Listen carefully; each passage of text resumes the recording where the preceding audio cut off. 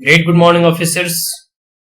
मैं सुमित कुमार सिंह आप तमाम यूपीएससी एस्पिरेंट्स या सिविल सर्विसेज के प्रिपरेशन कर रहे विद्यार्थियों का इस मगध पुत्र ड्रीम आईएएस यूट्यूब चैनल में अभिनंदन करता हूं। माय डियर फ्रेंड्स, आज इस वीडियो के माध्यम से हम लोग सिविल सर्विसेज मेंस एग्जामिनेशन 2015 का जो है हम लोग general studies paper 1 question paper को रीड करेंगे।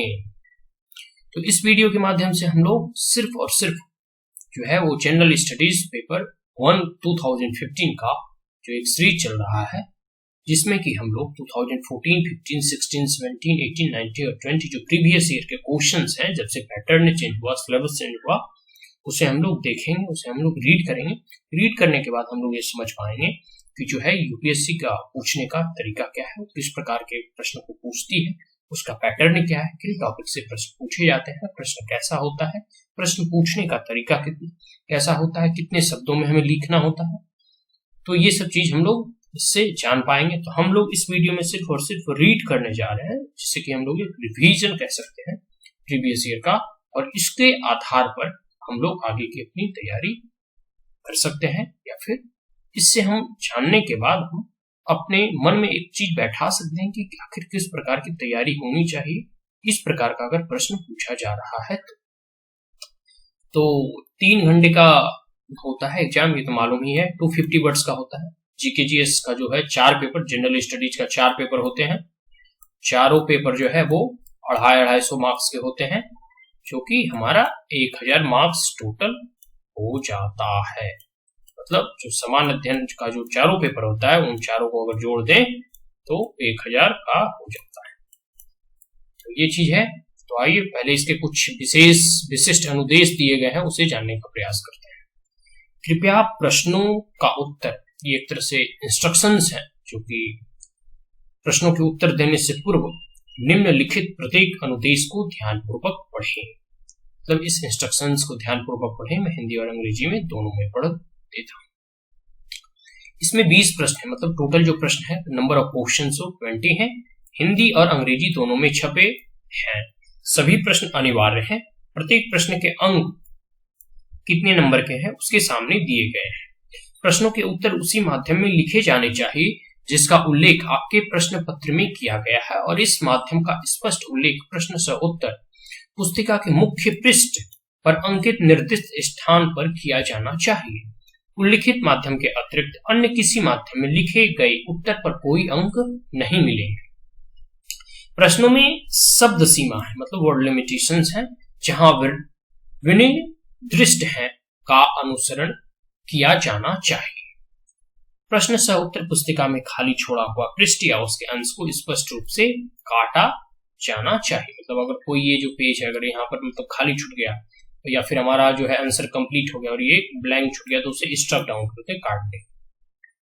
अब आ जाइए इंग्लिश में भी पढ़ लेते हैं। Question paper specific instructions. Please read each of the following instructions carefully before attempting questions.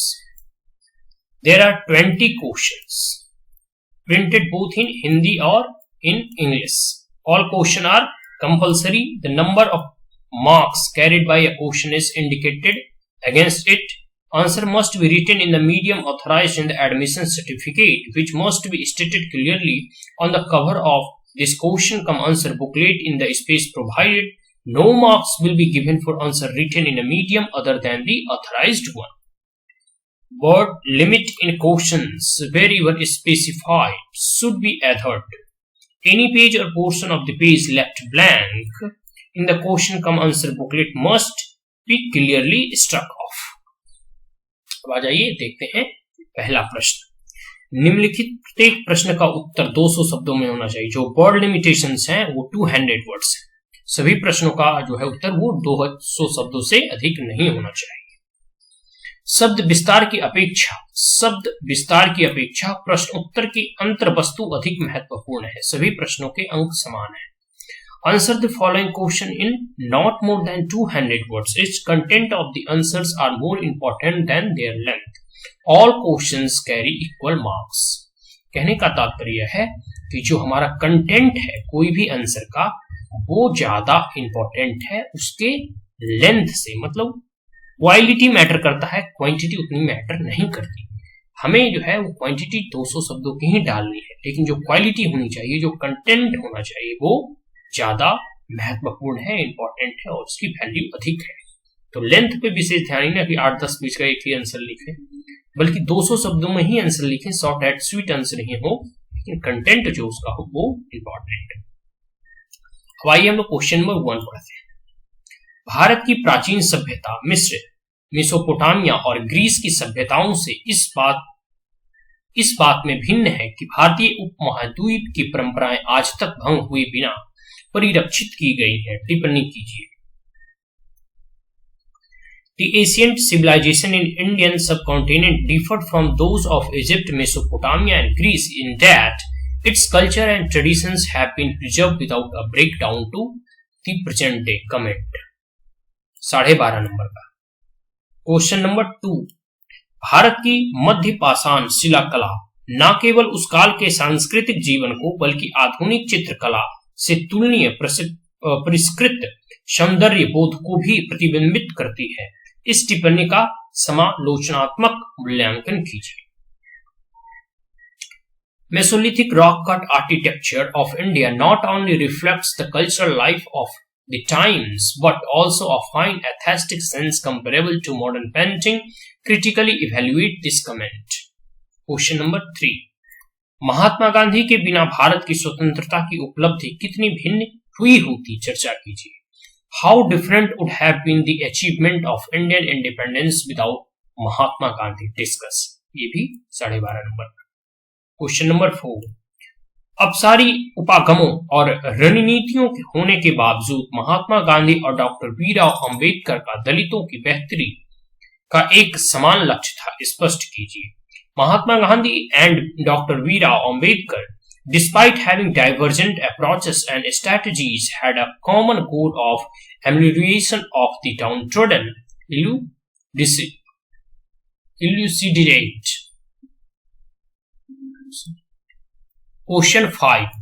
स्वतंत्र भारत के लिए संविधान का मसौदा केवल 3 साल में तैयार करने के ऐतिहासिक कार्य को पूर्ण करना संविधान सभा के लिए कठिन होता यदि उनके पास भारत सरकार अधिनियम 1935 से प्राप्त अनुभव नहीं होता, चर्चा कीजिए।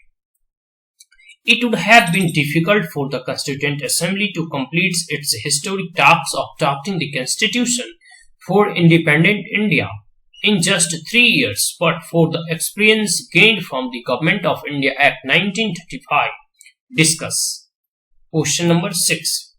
क्या कारण था कि औद्योगिक क्रांति सर्वप्रथम इंग्लैंड में घटी थी? औद्योगिकीकरण के दौरान वहां के लोगों की जीवन गुणवत्ता पर चर्चा कीजिए। भारत में वर्तमान में जीवन गुणवत्ता के साथ वह किस प्रकार तुलनीय है? Why did the Industrial Revolution first occur in England? Discuss the quality of life of the people there during the industrialization. How does it compare with that in India at present? अब question number 7 देखेंगे। किस सीमा तक Germany को 2 विश्व युद्धों का कारण बनने का जिम्मेदार ठहराया जा सकता है? समालोचनात्मक चर्चा कीजिए। To what extent can Germany be held responsible for causing the 2 world wars? Discuss critically. Question number 8। Bharat में विविधता के किन्हीं 4 सांस्कृतिक तत्वों का वर्णन कीजिए और एक राष्ट्रीय पहचान के निर्माण में उनके आपेक्षिक महत्व का मूल्य निर्धारण कीजिए। Describe any 4 cultural elements of diversity in India and rate their relative significance in building a national identity. Question number 9 देखिए। समालोचना पूर्वक परीक्षण कीजिए कि क्या बढ़ती हुई जनसंख्या निर्धनता का मुख्य कारण है या कि निर्धनता जनसंख्या वृद्धि का मुख्य कारण है। Critically examine whether growing population is the cause of poverty और poverty is the main cause of population increase in India. Question number 10। आप उन आंकड़ों को किस प्रकार स्पष्ट करते हैं जो दर्शाती है कि भारत में जनजातीय लिंगानुपात अनुसूचित जातियों के बीच लिंगानुपात के मुकाबले महिलाओं के अधिक अनुकूल है। How do you explain statistics that show that the sex ratio in tribes in India is more favorable to women than the sex ratio among scheduled castes? Question number 11, पिछले 4 दशकों में भारत के भीतर और भारत के बाहर श्रमिक प्रवसन की प्रवृत्तियों में परिवर्तनों पर चर्चा कीजिए। Discuss the changes in the trends of labor migration within and outside India in the last 4 decades. अब क्वेश्चन नंबर 12 देखते हैं। भारत में महिलाओं पर वैश्वीकरण के सकारात्मक और नकारात्मक प्रभावों पर चर्चा कीजिए। Discuss the positive and negative effects of globalisation on women in India. Question number 13, इस मुद्दे पर चर्चा कीजिए कि क्या किस प्रकार दलित प्राख्यान के समकालीन आंदोलन जाति विनाश की दिशा में कार्य करते हैं। Debate the issue of whether and how contemporary movement for assertion of Dalit identity work toward annihilation of caste. Question number 14, महासागरीय धाराओं की उत्पत्ति के उत्तरदायी कारकों को स्पष्ट कीजिए। वे प्रादेशिक जलवायु, समुद्री जीवन और चालन को किस प्रकार प्रभावित करते हैं। Explain the factor responsible for the origin of ocean current. How do they influence regional climates, fishing and navigation? Question number 15 देखिए। मुंबई, दिल्ली और कोलकाता देश के 3 विराट नगर हैं, परंतु दिल्ली में वायु प्रदूषण अन्य 2 नगरों की तुलना में कहीं अधिक गंभीर समस्या है। इसका क्या कारण है? Mumbai, Delhi and Kolkata are the 3 mega cities of the country, but the air pollution is much more serious problem in Delhi as compared to other 2. Why is this so? Question number 16 देखिए। भारत अलवन जल fresh water संशोधन से सुसंपन्न है। समालोचना पूर्वक परीक्षण कीजिए कि क्या कारण है कि भारत इसके बावजूद जलाभाव से ग्रसित है। India is a well endowed with fresh water resources. Critically examine why it still suffers from water scarcity. Question number 17, पर्यटन की प्रोन्नति के कारण जम्मू और कश्मीर, हिमाचल प्रदेश और उत्तराखंड के राज्य अपनी पारिस्थितिक वहन क्षमता की सीमाओं तक पहुंच रहे हैं। समालोचनात्मक मूल्यांकन कीजिए। The state of Jammu and Kashmir, Himachal Pradesh and Uttarakhand are reaching the limits of their ecological carrying capacity due to tourism. Critically evaluate. Question number 18 देखिए। क्या आप कहां तक सहमत हैं कि मानवीयकारी दृश्यभूमियों के कारण भारतीय मानसून के आचरण में परिवर्तन होता रहा है? चर्चा कीजिए। How far do you agree that the behaviour of the Indian monsoon has been changing due to the humanising landscapes? Discuss. Question number 19, Bharat में स्मार्ट नगर स्मार्ट गांवों के बिना जीवित नहीं रह सकते। ग्रामीण नगरीय एकीकरण की पृष्ठभूमि में इस कथन पर चर्चा कीजिए। Smart cities in India cannot sustain without smart villages. Discuss this statement in the backdrop of rural-urban integration. Question number 20. उत्तर ध्रुव सागर में तेल की खोज के क्या आर्थिक महत्व हैं और उसके संभव पर्यावरणीय परिणाम क्या होंगे? What are the economic significances of discovery of oil in Arctic Sea and its possible environmental consequences? तो ये 20 क्वेश्चन थे 2015 के समान अध्ययन पेपर 1 के। हम लोगों ने 20 क्वेश्चंस को रीड किया 2015 जीएस पेपर 1।